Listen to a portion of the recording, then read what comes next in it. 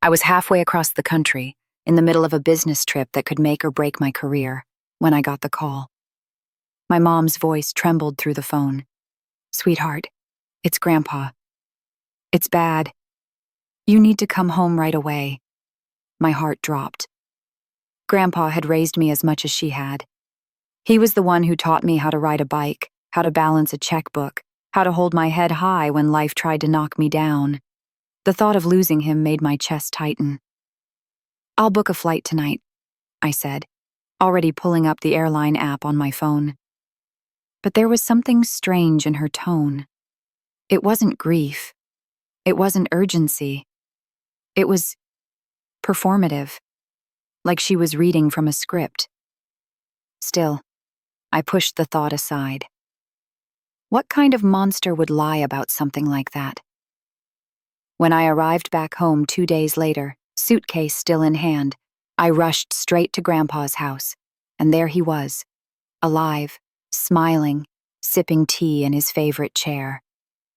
"What are you doing here?" he asked, completely confused. That's when the truth began to unravel. It turned out my mom had used Grandpa's name as bait. While I was scrambling to get back home, canceling meetings that could have secured multi-million-dollar deals, she had been making her own moves, and not small ones. In those 2 days, she had drained accounts. She had forged signatures. She had transferred company shares. By the time I figured out what she was doing, $4.2 million had been siphoned into her control. I stood in Grandpa's living room, numb, listening to him explain how she had pressured him, manipulated documents, and spun stories he didn't fully understand. My hands clenched around my suitcase handle until my knuckles went white. It wasn't just money. It was betrayal. Betrayal from the woman who had raised me, the woman who was supposed to protect the family legacy, not plunder it. And in that moment, something inside me hardened. She thought she had won. She thought by lying about Grandpa, by pulling the rug out from under me while I was gone, she could steal everything I had worked for. But she had underestimated me. Because while she was busy faking emergencies and counting stolen money, I had been quietly building alliances. I had been learning the company inside and out. I knew its weak points, its strengths, and the very loopholes she had just tried to exploit. And if she thought she could rob me of my future, she was about to learn that I wasn't the naive child she thought she could manipulate. I was about to take back everything, and more, overnight. The first 24 hours after discovering the truth were a blur of rage and disbelief. Grandpa sat across from me at the kitchen table, his hands trembling as he poured tea. "She came in with papers, said you'd already signed them. She said you told her to handle things while you were away." His voice cracked, shame woven into every word. I swallowed hard. "Grandpa, you didn't know. She's been planning this for months, maybe years. You're not the one to blame. But the damage was real." I checked the accounts. $4.2 million had been reallocated into shell companies that conveniently linked back to her. The shares in my name had mysteriously been transferred, signed with a handwriting style suspiciously close to mine. The audacity burned. For 2 days, I barely slept. I dug through company records, legal documents, financial logs.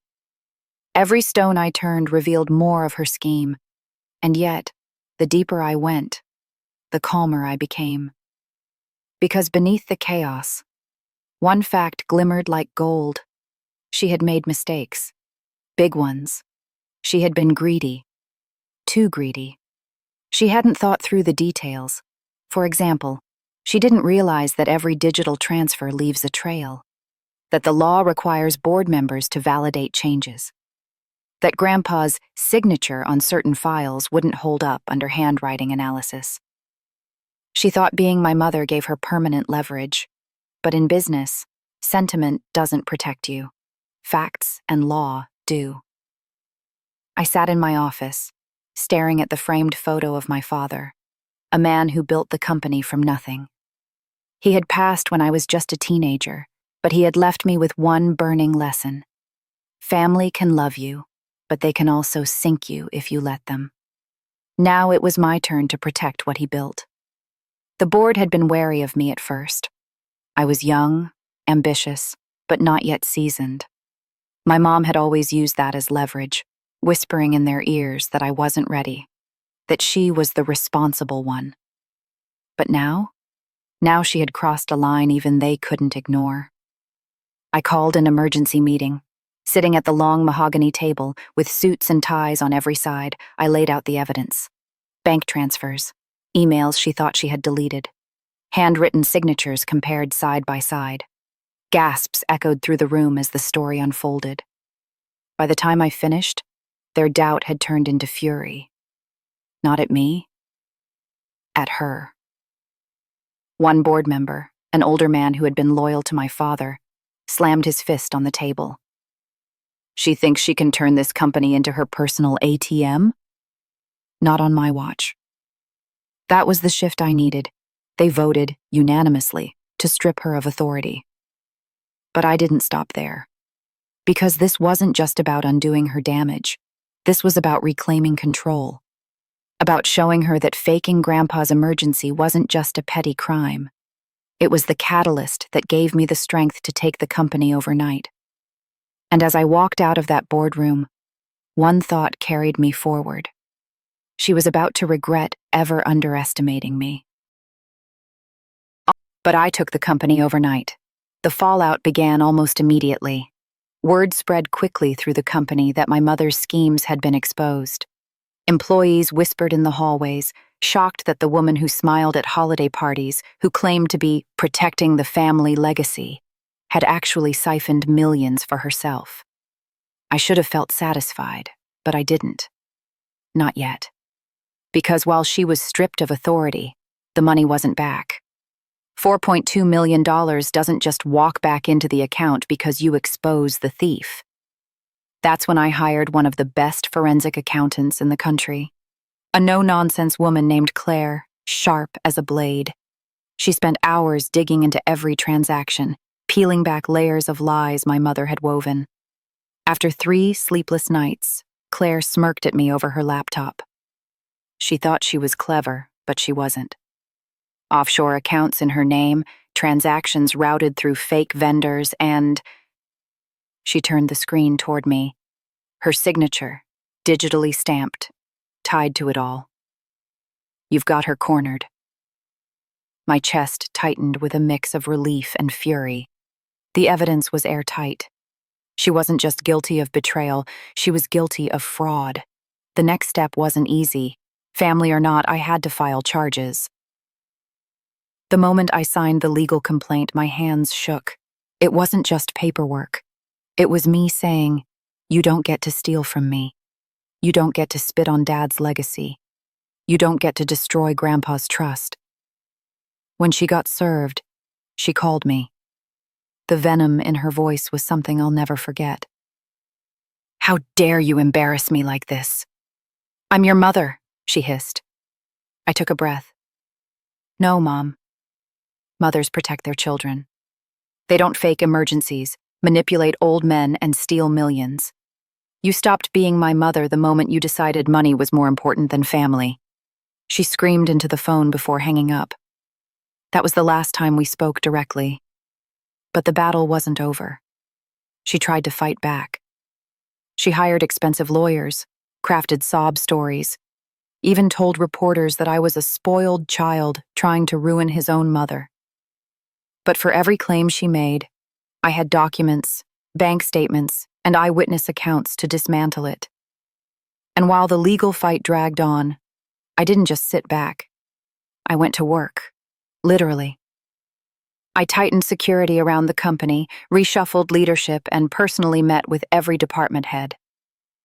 For the first time, they saw me not as a young executive in my mother's shadow, but as the leader who had taken control when chaos threatened to destroy everything.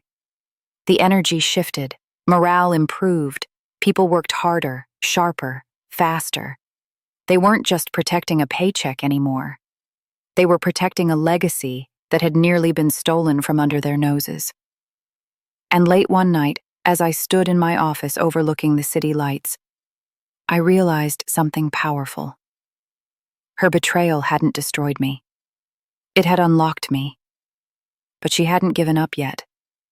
And her next move would shake everything. Just when I thought the storm was calming, she struck again. One Monday morning, I walked into the office to find reporters clustered outside, cameras flashing, microphones thrust toward me. Headlines had exploded overnight. Son stabs mother in the back.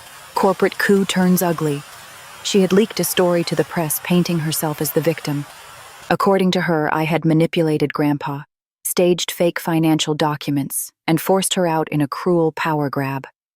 The audacity nearly made me laugh, but the media doesn't care about truth. They care about drama. Investors were panicking. Employees were worried again. For a moment, I could feel the tide shifting against me. But I had prepared for this. That same afternoon, I held a press conference. Standing at the podium, I wasn't just a businessman anymore. I was a son defending his family's name. The truth matters, I told the room full of cameras. And the truth is this: $4.2 million was stolen. Not by me. Not by some phantom. By the very person who is now playing the victim. We have documents, signatures, and accounts to prove it. And I will not let my father's company, my grandfather's legacy, be destroyed by lies. Then I released the evidence. Bank records, offshore accounts, signed authorizations. One by one, I put her betrayals on display for the world to see. By the time I stepped down from the podium, the reporters weren't asking if I was guilty anymore. They were asking why she wasn't in handcuffs. Her smear campaign had collapsed. But instead of retreating, she doubled down. She tried to drag Grandpa into it again. She told him I was plotting to throw him out of his own home. She whispered in his ear about how I was turning the family against family. But this time, Grandpa didn't believe her. When I visited him, he gripped my hand tighter than he ever had. "Son," he said, "your father built this company with sweat and honor. I see him in you. Don't let her break you down." That moment gave me the strength I needed. I realized something.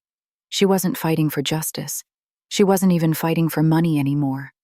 She was fighting because she couldn't stand the idea of losing control.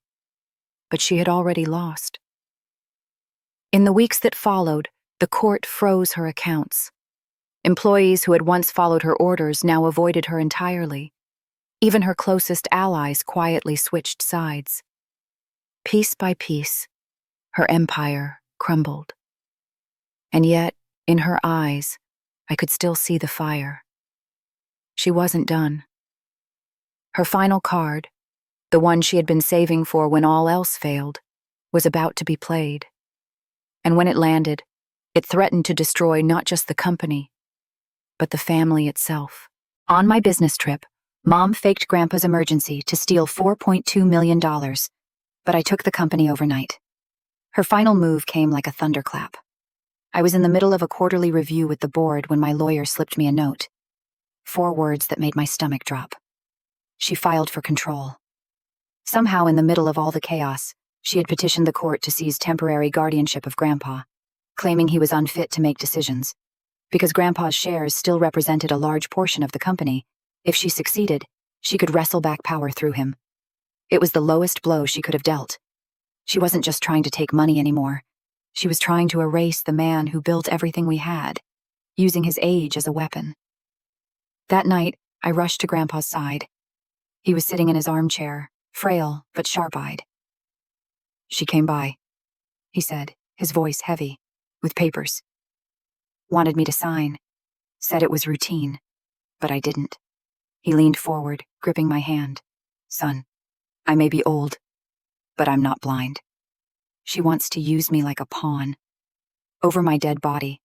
Those words burned into me. This wasn't just business. It was war for the soul of our family. The day of the hearing came, and she put on her best performance yet. Tears streamed down her face as she described me as a manipulative opportunist, Someone exploiting an old man's fading mind to secure my grip on the company. I could feel the tension in the room. Judges are human, and her theatrics had them leaning in. But then, my lawyer rose. Calm. Measured. Your Honor, if we're questioning mental clarity, perhaps we should hear from the man himself. Gasps filled the courtroom as Grandpa entered. He was frail, yes, but his presence alone shifted the energy. He raised his hand, swore the oath, and with steady eyes, spoke into the microphone. I built this company from nothing, brick by brick, handshake by handshake. I passed it to my son, and when he passed, to my grandson. He has never stolen from me. He has never betrayed me. But my daughter? His voice hardened. She siphoned millions. She lied to my face. And now she wants to strip me of the dignity I have left. Number. Not today. Not ever. The courtroom went silent. The judge didn't need another word. The petition was denied, with prejudice. Her attempt to weaponize Grandpa had backfired spectacularly. And just like that, it was over. The accounts she had hidden were seized. The company was officially under my control. The employees who had once been divided now rallied behind me. For the first time, the shadow of her schemes was gone. I wish I could say there was joy in watching her crumble, but there wasn't. When the gavel fell and she lost everything, I saw not a powerful woman, but someone hollowed out by greed. She had gambled her family, her reputation, her future, and lost it all. After the case closed, I went to see Grandpa. We sat on his porch, the sun dipping low. He put his hand on my shoulder. You did what had to be done, he said softly. Your father would be proud. Those words, they meant more than any courtroom victory. In the months that followed, I poured myself into the company. We restructured, expanded, and built systems that would make fraud impossible. But more than that, I rebuilt trust. With the employees, with the board, with our clients. The company wasn't just surviving anymore. It was thriving. And me?